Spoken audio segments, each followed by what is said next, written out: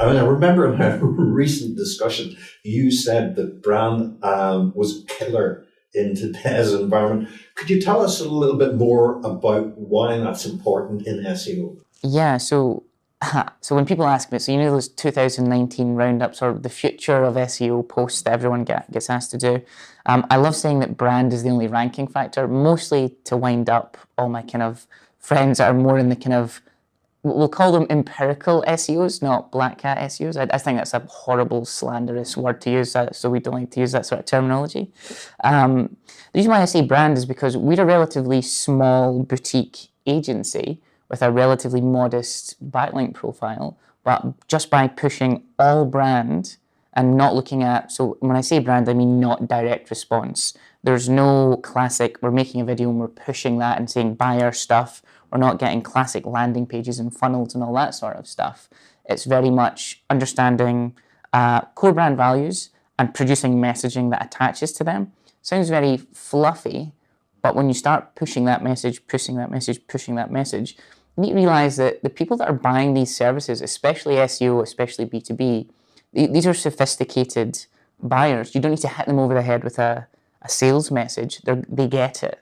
So just leaving these little breadcrumbs around for them we find is enough. Yeah, but that must move the emphasis of your work from maybe what people would expect would be a concentration on SEO, much more to the brand side. And that doesn't happen overnight. That requires a lot of work as well. How have you acquired the skills to do that confidently? So the best way is just to mirror and match brands that are already doing it well.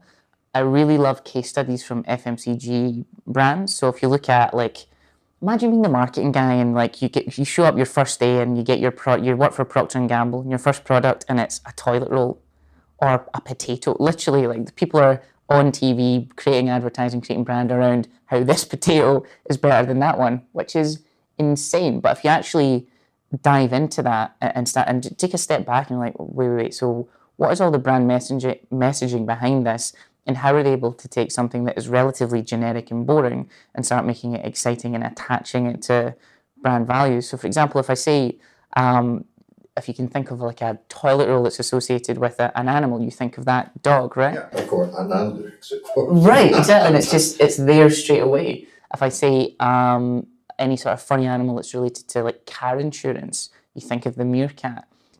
That stuff is like heavily built in. But if I then say, a classic example being, if you search for tables, go to Google AdWords, type in tables, and you'll get their search volume, 60,000 a month or so. But you'll see in the related keywords, IKEA tables gets more than the generic for tables. That's brand power. And that's just, for me, that's how we need to start positioning things. Interestingly, the term inbound marketing in our world, that's owned by a company. Then it's created by a company, but it's now the vernacular that everyone uses.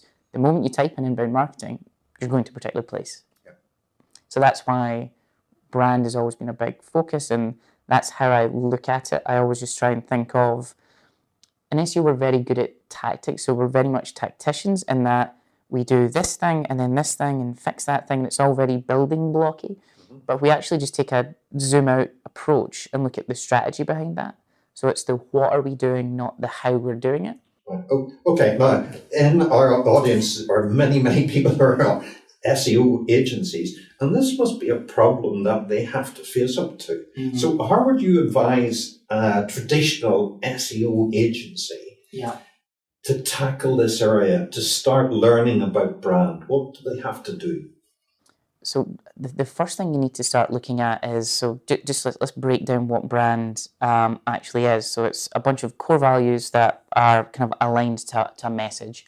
That's it. So this is what we want to say, and this is the values that we're connected to. That's all that is.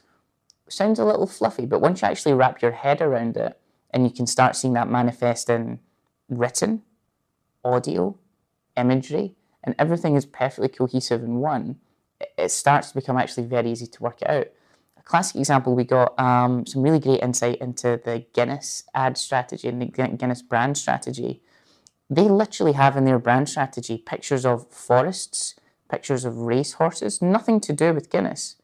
But when you see the image, you think of the brand. Yep. So that's focusing on brand. So it's having defined values that are cohesive around all the media that you're pushing out. So that's the first thing I would seriously think. And get yourself a subscription, perhaps to Adweek or Campaign or the Drum even. These the sorts of things people should be doing. Yeah, so I mean, things like Campaign is really fascinating to me. So, and especially, like the Cannes awards and stuff like that. If you look at them, because a lot of them are offline and they're very much built around what I think are a lot of people who always wanted to be artists, but then didn't have the bravery to do it because it's not financially lucrative in the start, and then done advertising. There's a lot of that out there. Looking at those and kind of deciphering what's going on there, because if we look at the variable to success for a lot of these things, it is literally that creative idea and that thing. That's the whole, Nike, just do it. That sort of thing. Now, I think what you're saying is really important, because for anybody who wants to follow this, understand what a brand is, and it's that core set of messages applied consistently. And once you realize that, then you can see manifestations of it all over the place, and then subscribe to some of the authority sources in that. Yeah. And you will understand what's going on. And once you understand what's going on, then you can apply it to your own client situation. Absolutely. And the really interesting thing about doing that and actually writing it down is it kind of gives you a framework for all the actions you take. And if you're having client conversations, what tends to happen there is if there's any arguments or debates over what the content is or what you're doing or what the idea is, because you're always referring to that same brand framework, it removes the arguments. For us, that's a really big one, is defining it up front so that anything goes out. If it doesn't hit those values, it doesn't go out. If you've enjoyed this video, please give us a thumbs up. And remember, you can check out our plans and pricing at majestic.com. And if you want to be among the first to see our new material, you know what you got to do. Hit the subscribe button. See you next time.